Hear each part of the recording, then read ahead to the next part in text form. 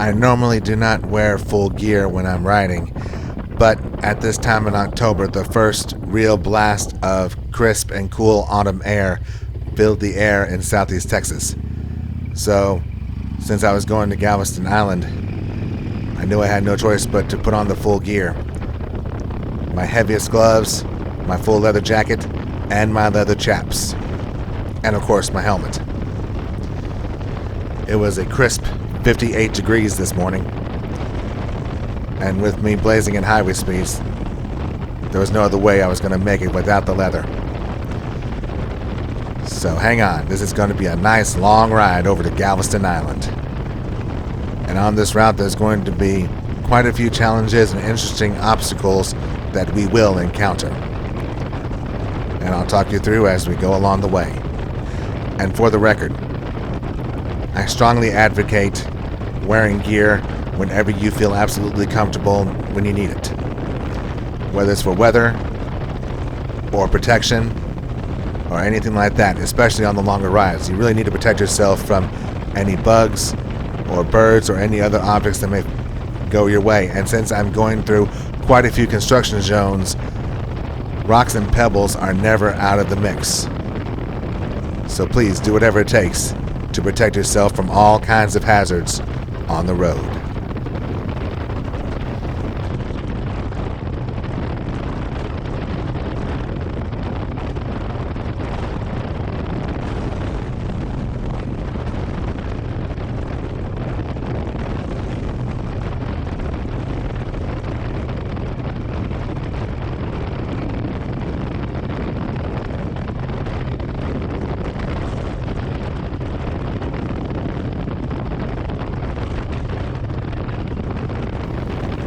In its normal, slow, and steady progress, the 6973 interchange always poses a hazard if you do not pay attention.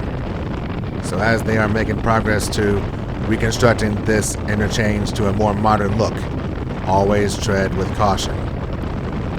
No matter if there's no traffic or some traffic, proceed with caution.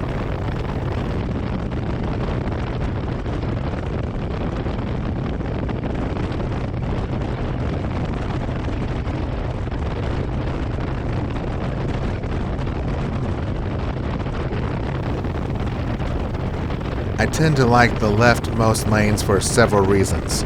One is the permission to pass other cars on the right-hand lane like we're supposed to. And two, in a construction zone, especially in tight spaces, you have that little barrier wall so you know exactly how much space you have between yourself and the road. So if you like that visual advantage, take advantage of it. Just make sure you are not going slow. I will never advocate for going slower than a snail's pace in the left lane. That is dangerous for you and the drivers who can't see you over an overpass.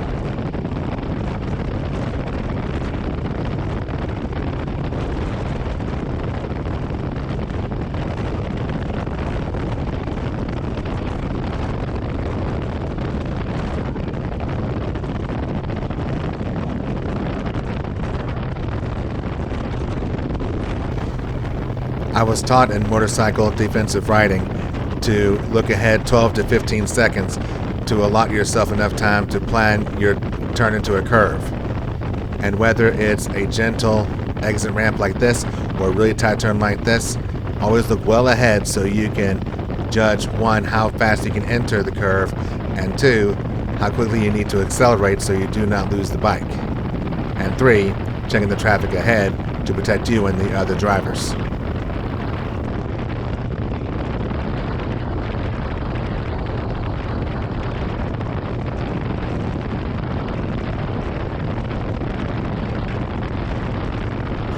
I was also taught at railroad crossings to lift my butt up out of this saddle so it does not damage the bike or my spine. Because on impact, obviously, the bike shakes front and then back. So anytime you're riding a motorcycle and you're crossing a railroad crossing near highway speeds, get your butt up.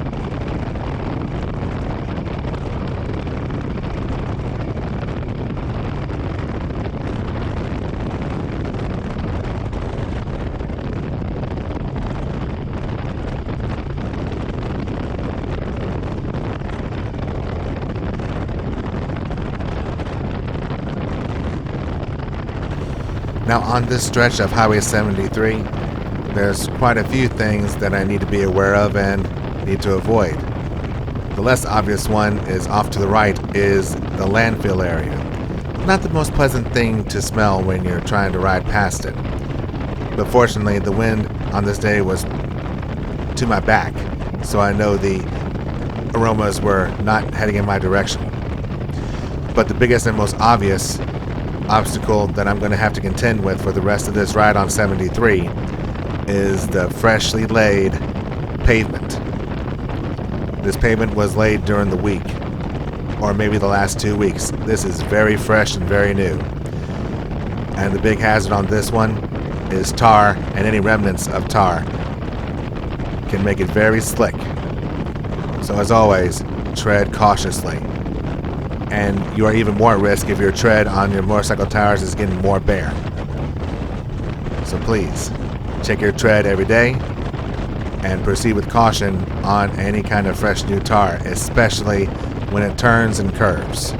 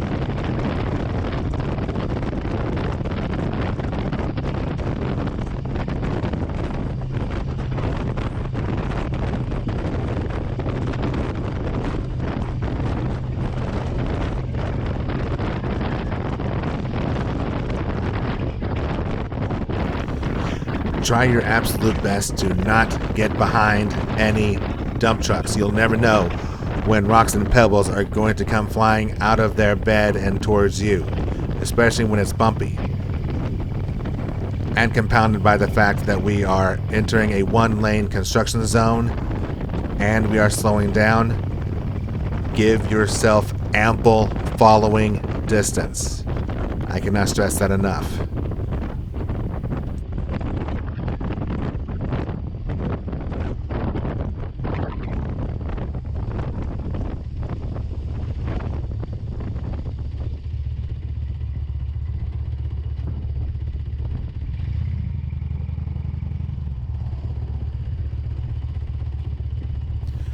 As we are passing by the workers, I was reminded of one very important concept that I learned in college physics.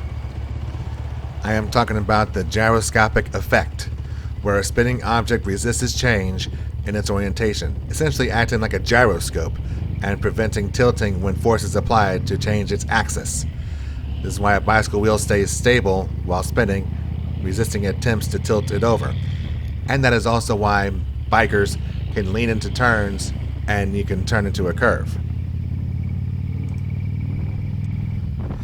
And even if you're putt-putting through a slow construction zone, if you have at least 1 or 2 miles an hour on your speedometer, you can still keep the bike upright. But when it hits absolute zero, obviously it's going to fall over, since the gyroscopic effect no longer is in play.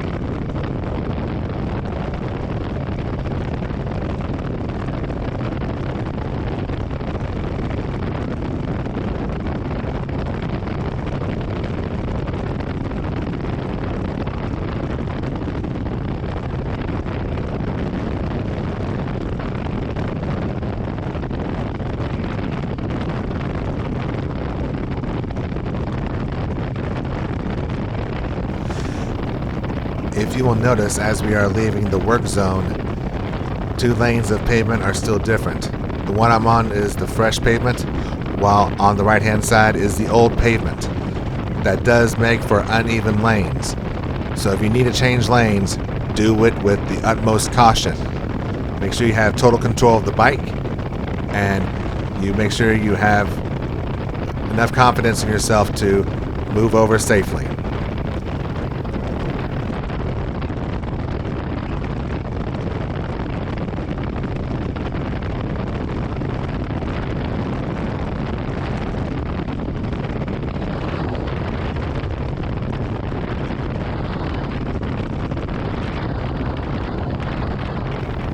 In about 5 seconds, the new pavement will go away and make way for pavement that has just been recently torn up, leaving its dark smears all over the lane. That's normally not a good sign. That could be anything. It could be old tar, it could be old minerals, you never know. So in that case, it's safe to just move over into the older pavement, since it has been probably a little more cleaned than the torn up pavement.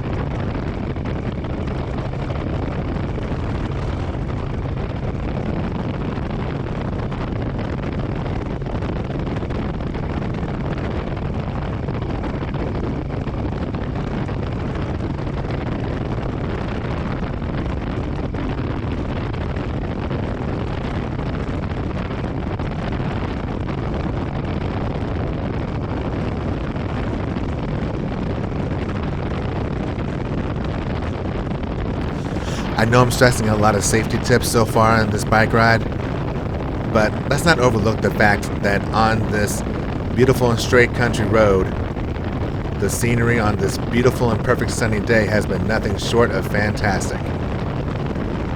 Nothing but pure open country from here to Winnie. That's what bikers live for. That sense of freedom is unreal.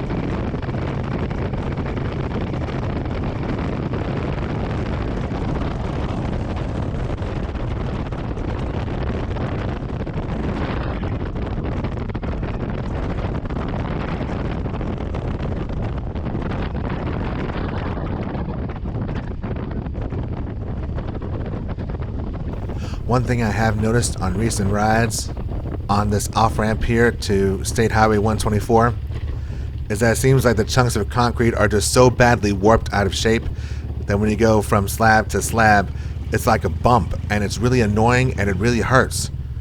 Chambers County, Texas really needs to look into that. That is hazardous and dangerous and honestly annoying.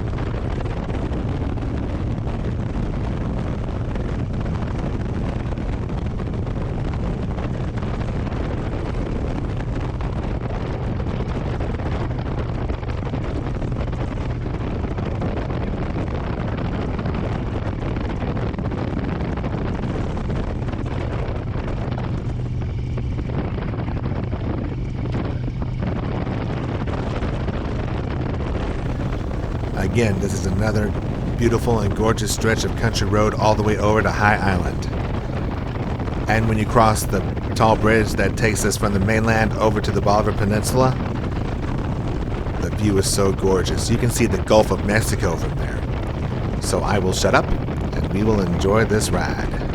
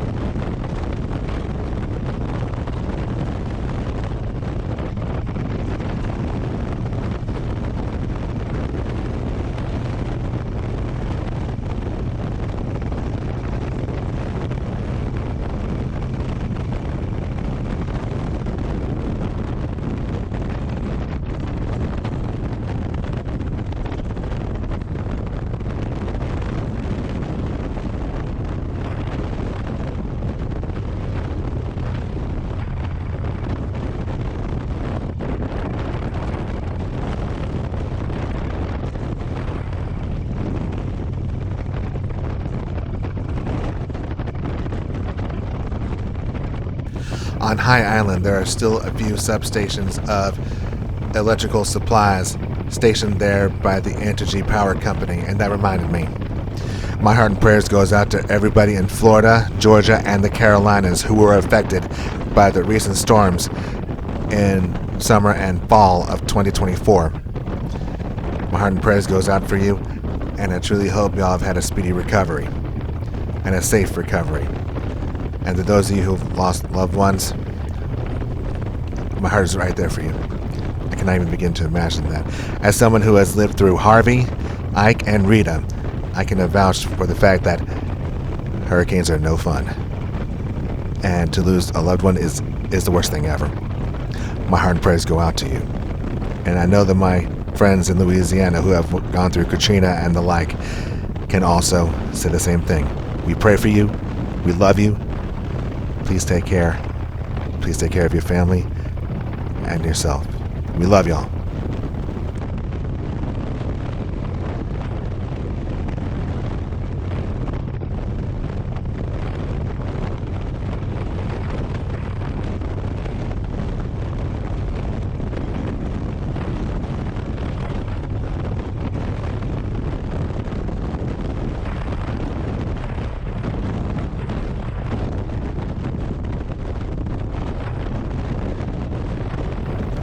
Maybe one day with the new refineries being built in Sabine Pass, the beach road that connects 124 over to Sabine Pass can be rebuilt and redone as an alternate evacuation route. Hope to see that happen.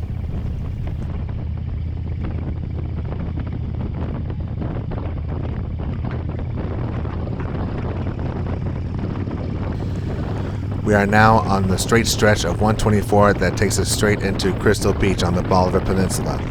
And yes, that is the Gulf of Mexico straight to the left. We need to talk a little bit about wind shear. When you are near a beach, wind shear is going to happen no matter what, because the wind is counteracting between the temperature surfaces of the warm lands and the cold water. That's just a natural weather phenomenon. And on this particular day, the wind shear was coming in from my right, which is from the north, as it blows towards the south in the Gulf. Fortunately, it was pretty constant, so I was able to lean into the wind, and I was able to keep myself straight on this lane. That's one thing you gotta do. To counteract the wind pushing against you, you're going to have to lean into it to keep yourself straight on the lane. Now, if it gets way too gusty for you to control the bike, then obviously you need to slow down and pull over or find an alternate route that is not so fast. Because too much wind shear can lead to things that you don't want. So again, if you don't feel comfortable at all, just pull over or find another direction.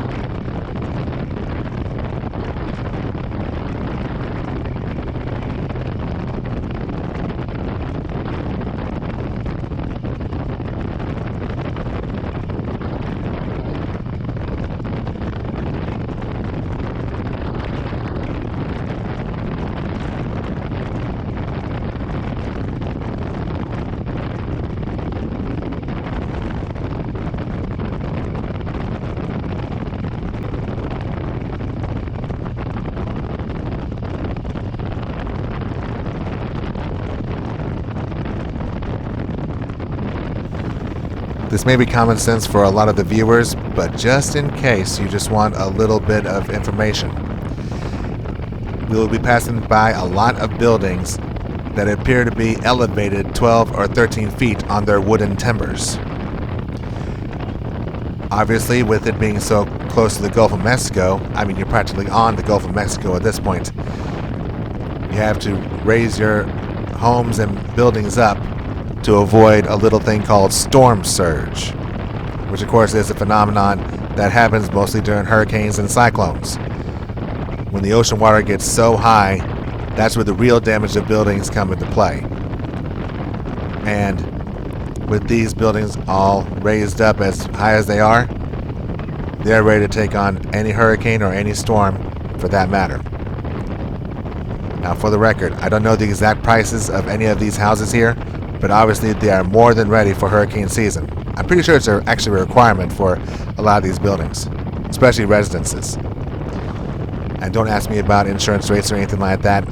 That is not my department. There's a lot of other people out there who know a lot better than me. But if you ask me, I can redirect you to those locally who can assist you in this matter if you really are curious about obtaining a house here or looking to start a business out here, which I know they're always itching for something like that.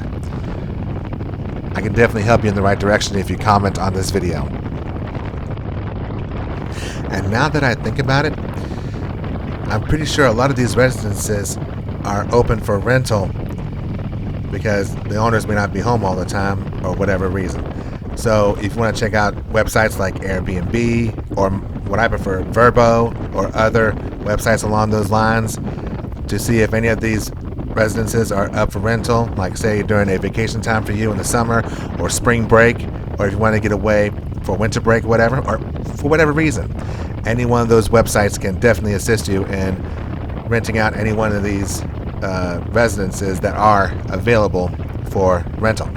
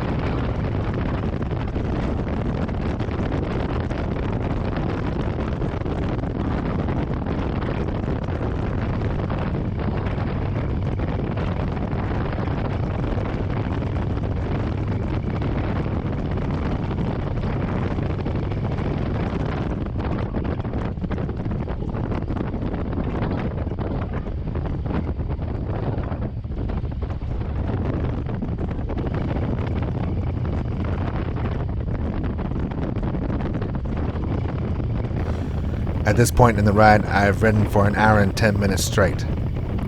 I needed a stretch break, and I wanted to go ahead and top off the bike. I know I still have plenty of gas, but I like to be over precautious just in case I run into any jams in Galveston or in Houston like I had planned this day. So right here at Crystal Beach is a nice little grocery store and gas station.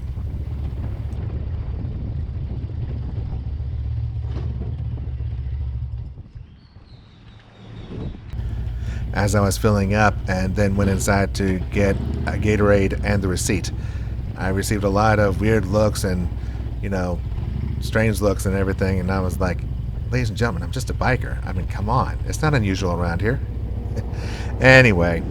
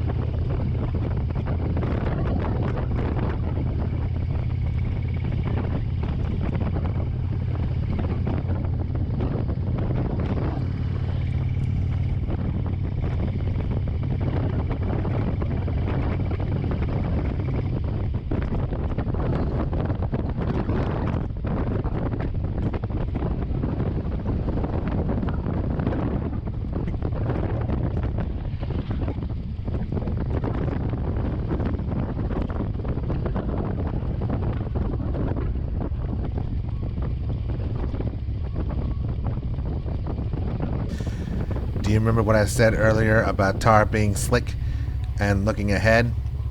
Well, you're about to see something that I did not expect because I let my eyes slip for just a moment.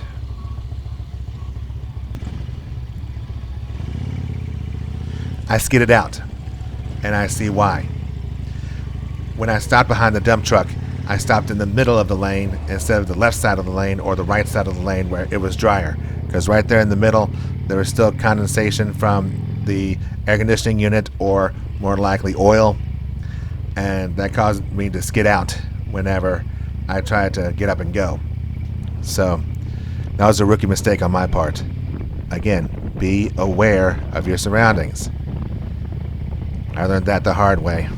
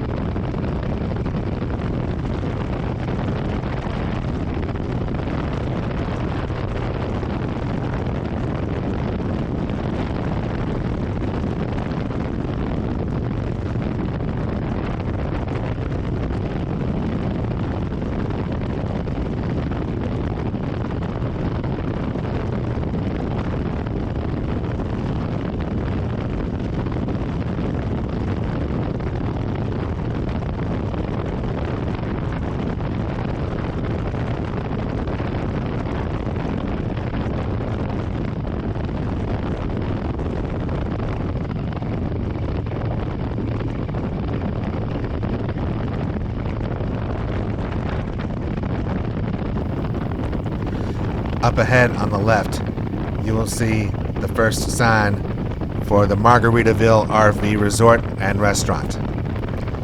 I have eaten there a few times, and I've also got accustomed with their facilities. You can obtain day passes to go into their swimming complex, which can also include a concert package if you're going to stick around for their nighttime entertainment on their stage, which is just outside of the restaurant and the swimming pool. Amenities in the restaurant include the second floor, which is the main restaurant area, and the third floor is the main party or dance area for those that want to host a dance or a party like a prom. And both the second floor and the third floor have balcony looking out to the concert area. The restaurant does serve breakfast, lunch, and dinner. Make sure you check the website in advance. I have personally ate breakfast and lunch and dinner items at this restaurant, and I can say that the taste is very nice and very well done and very well prepared, along with excellent friendly service. And yes, the main restaurant does have a bar to serve up the epic margaritas. The amenities in the swimming pool area include a couple of hot tub areas for relaxing, big huge swimming areas for people to play, sunbathing chairs along the pool side for sunbathing and relaxing. Additional fee may apply, and a swim-up bar for people to sit, relax, and enjoy those epic margaritas. Enjoy responsibly. But the actual premise of the Margaritaville RV Resort is the fact that it's also an RV vacation park. And there are plenty of spots for RVs of all sizes to enjoy. And last time I visited, a few months ago, they said they were buying more land to expand the RV park. So please check the website and check very well in advance of your targeted vacation time so that you can book your spot well in advance, because especially during the summer months, they can go really fast. So check out the Margaritaville RV Park at Crystal Beach on the Bolivar Peninsula. Check out the website and bring your whole family down and have fun.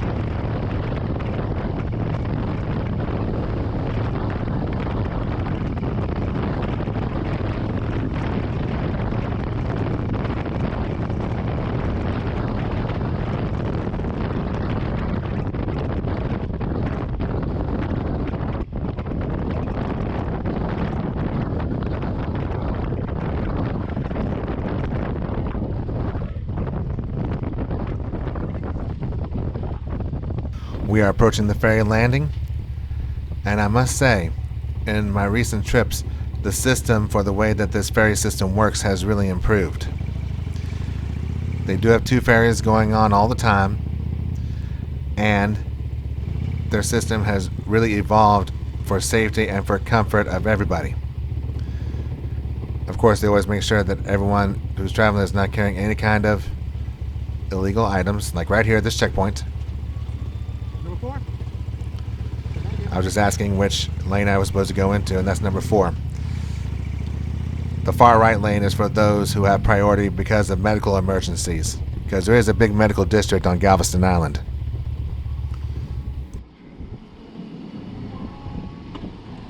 I did not have to wait very long in line for the ferry to arrive and unload, which was good because I wanted to get over to the island and enjoy lunch. And in case you hear something unusual, yes, my stereo system is capable of playing music from a USB flash drive, which is right now. I know you can't hear it very well right now. I intentionally kept it down to avoid copyright, and I'm intentionally talking over it so I can further avoid copyright. So if I'm a little weird, well, tough, I'm a little weird. But going back to a more ride-related matter, unfortunately, whenever I disembarked the ferry, my camera malfunctioned, and then after lunch, when I tried to put my chest strap back on me so I can reharness the camera to where you see it right now, it snapped. It's broken. So I was not able to get the rest of my ride that day, which included going on Galveston Island, as you hear me restart right there after not giving it enough gas. I intentionally went to Galveston Island for lunch, then I planned to go to San Jacinto again, and then Baytown, and then Day Zeta, and then back home.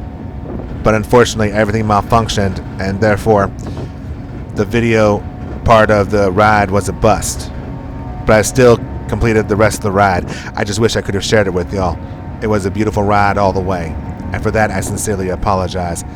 I also apologize for not having the Jaws clamp with me. I thought I packed it in my bag, but I didn't. I just straight up forgot. I am so terrible at that. I feel bad for that. But make no mistake, going to Houston and Baytown is not hard for me.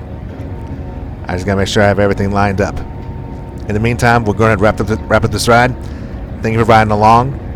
Hope you enjoyed what you could see, and hopefully one day down the line we can revisit Bolivar and Galveston and San Jacinto and Baytown and visit Day Zeta. Until then, y'all take care. God bless, and enjoy the ride.